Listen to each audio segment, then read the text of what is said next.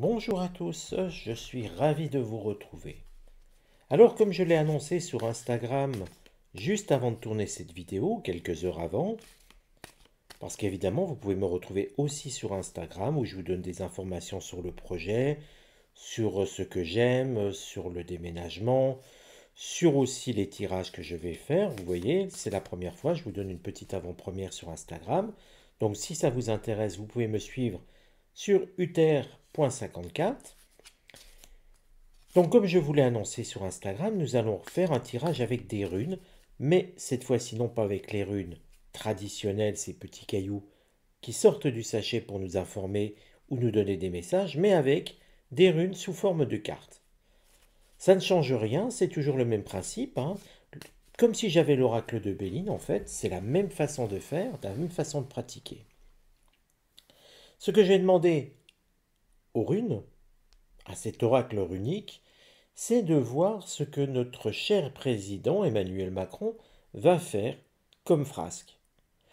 Si vous avez suivi l'actualité, vous avez peut-être entendu cet incident diplomatique, puisqu'il n'a fait rien de moins que d'insulter les dirigeants, les politiciens haïtiens, les gens au pouvoir en Haïti, en les nommant, ils sont complètement cons.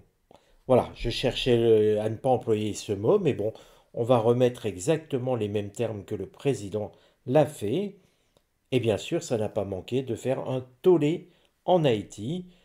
Ce qui est quand même scandaleux, c'est d'insulter des gens qui n'ont rien demandé à personne et surtout pas à Emmanuel Macron. Mais bon, ce n'est pas la première fois. Là, dans ces frasques, dans ces délires, eh bien, ce que je vais demander aux runes, c'est d'en retenir 5 sur 2025.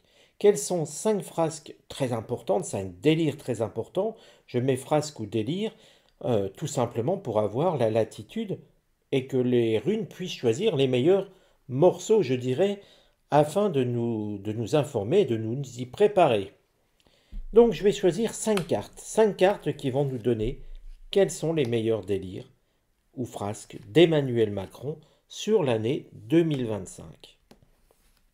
Alors pourquoi 5 et pas 6? C'est simplement que j'ai ressenti que 5 c'était bien. C'était le nombre qui me convenait. On n'allait pas en prendre 15 non plus, ça sert à rien. Gardons les meilleurs et réservons-nous quelques surprises. Alors je les centre bien. Et donc, on va faire exactement comme si on avait pris des runes. Vous voyez, on va retourner la carte. Et puis, je vais vous la montrer à l'écran. Cette carte, c'est Ourouz. Alors, observez-la bien parce que Ourouz, en carte, elle nous donne aussi une forme de symbolisme.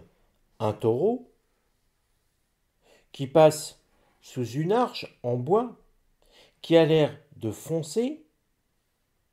Eh bien, maintenant, il va falloir le remettre dans un contexte présidentiel. Qu'est-ce qu'Emmanuel Macron va pouvoir faire avec un taureau? Et si vous regardez le PDF que j'ai à votre disposition donc dans la description de la vidéo, d'ailleurs vous pouvez retrouver d'autres PDF et je vous encourage à les télécharger, c'est gratuit. Eh bien, Ourouz, il faut savoir que l'animal fétiche d'Ourouz, je vais le dire ainsi, c'est les bovidés, surtout les vaches, ou les taureaux, c'est de la même famille. Et donc, que peut-on que peut-on déduire de cela? Je ne serais pas surpris d'une énorme bévue au salon de l'agriculture. Tout simplement, les dates prévues sont du 22 février au 2 mars à Paris, Expo Porte de Versailles, pardon. Et moi, je me dis qu'avec cette carte, regardez la fureur de ce taureau ou de cette vache. Regardez la fureur. Je ne serais pas surpris de voir un Emmanuel Macron fuir devant une vache ou reculer devant une vache qui se serait mis en tête de bousculer le chef de l'État. Alors, je vous encourage à regarder les vidéos qui seront sorties à ce moment-là. Nous pourrions avoir des surprises et peut-être même sourire devant un bovidé qui est prêt à faire, on va dire, faire culbuter le chef de l'État. Regardons maintenant le deuxième frasque. Et nous avons la Guse. Alors la Guse, regardez, nous voyons une femme dénudée en partie, au bord de la mer. C'est le sens de la Guse. Regardez aussi que cette femme, sur le ventre, a la Guse de tatouer. La polarité de la Guse, c'est la femme.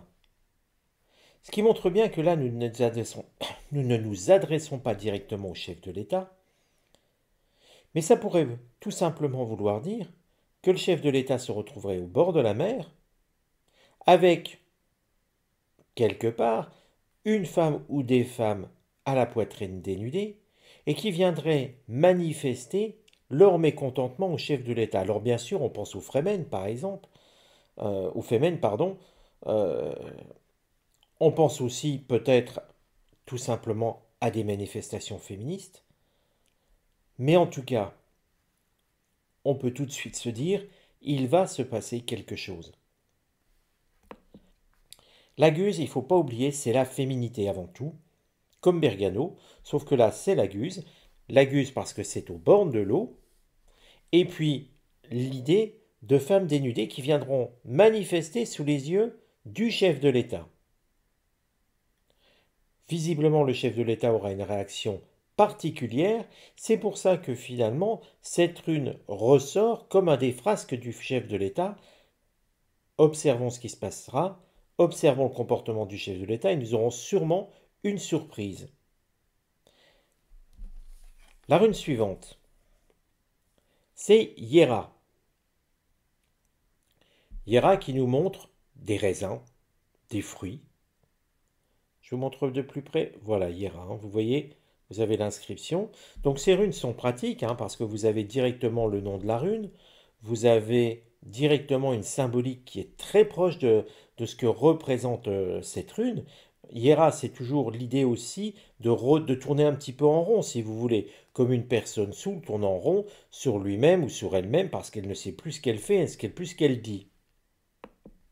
Mais n'oublions pas avant tout que Hiera, c'est une rune mâle et femelle à la fois, homme et femme à la fois. Ça vous dit quelque chose? Et puis nous avons l'idée que ce personnage, proche du chef de l'État, très proche, homme et femme à la fois, pourrait, ou plutôt va se saouler, va être surpris en position délicate. Moi je vois plutôt quelqu'un qui a bu quelques verres et qui tombe à la renverse malencontreusement. Et donc forcément,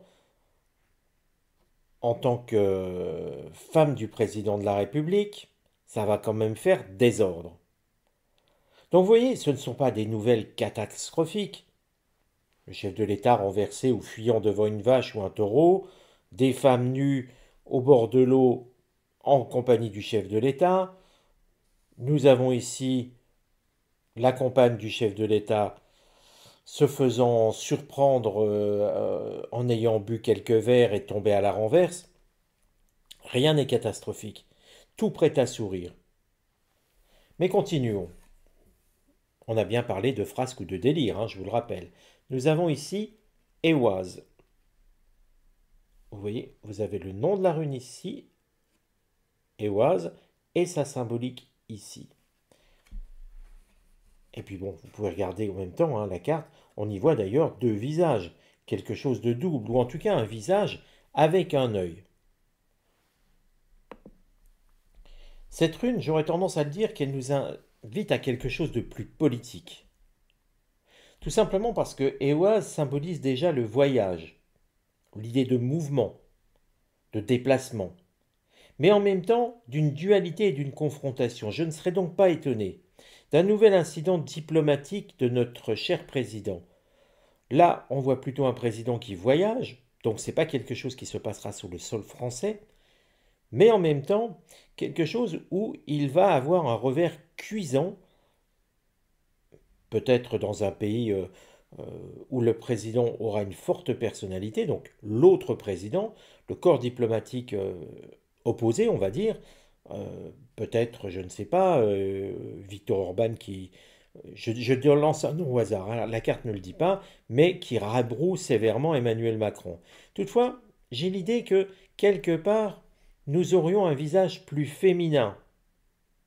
Et regardez comme Emmanuel Macron serait diminué. Pour moi, ce n'est pas Viktor Orban, hein. C'est un visage plus féminin, mais comme si nous avions une présidente ou une premier ministre d'un autre pays et qui enverrait tout simplement bouler Emmanuel Macron et presque le renvoyer dans ses cordes et l'humiliant finalement. Donc vous voyez quelque chose de très fort et de très impactant. Et enfin, le dernier frasque d'Emmanuel Macron. Guébo. Guébo qui représente un homme torse nu devant la coupe du Graal finalement, peut-être, hein, on pourrait le dire ainsi, avec le X de Guébo. Eh bien, vous voyez, je ne serais pas surpris de quelque chose de trivial. Je mesure mes mots. Parce que, écrit horizontalement, il représente un lien entre deux personnes égales. Si ça, écrit horizontalement, si vous voulez, à l'horizontale, on est dans un lien à l'horizontale entre deux personnes égales.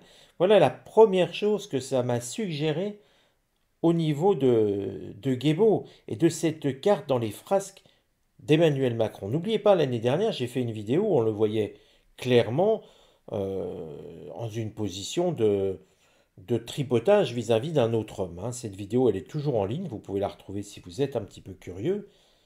Et là, j'ai l'idée, eh bien que on va le retrouver. Enfin, le retrouver, il va pas se faire photographier, hein, faut pas rêver. Les paparazzis n'auront pas ce pouvoir, mais on aura une forte suggestion de le voir quitter peut-être la chambre d'un hôtel ou une maison particulière d'un célèbre Premier ministre canadien. Vraiment, je ne serais pas surpris parce que vous voyez, avec Guébo, on a l'homme torse nu et on a tous les ingrédients d'une nouvelle phrase, d'un nouveau délire présidentiel. Là encore, quand il y a de la gêne, et plus c'est gros, plus ça passe. Quand il y a de la gêne, il n'y a plus aucun plaisir. Donc vous voyez, on est encore sur quelque chose où on ne tient pas sa posture, on ne tient pas son rang de chef de l'État. Donc voici les amis, avec 5 cartes, ce qui nous attend sur Emmanuel Macron, premier, en 2025. À nous d'observer. Toutes ces runes seront faciles à voir. Je pense que celle-ci sera la plus cachée, parce que évidemment, on aura du mal à trouver quelqu'un qui fasse une photo de ce qui se passe. Mais j'ai l'idée de bruits de couloir qui vont quand même ressortir. Ici, les médias ne seront pas fiers de montrer la chute de la femme du président, mais bon, ça, on arrive toujours à en trouver un petit peu partout, ce genre d'image. Quand elle sera disponible, bien sûr, vous la trouverez, je vous la mettrai en ligne s'il le faut, si vous ne la trouvez pas. Pour le reste, ça passera dans les médias, et puis voilà. Allez les amis, prenez soin de vous, n'oubliez pas si vous cherchez à me contacter, une seule adresse, uthervoyant@gmail.com. À très bientôt.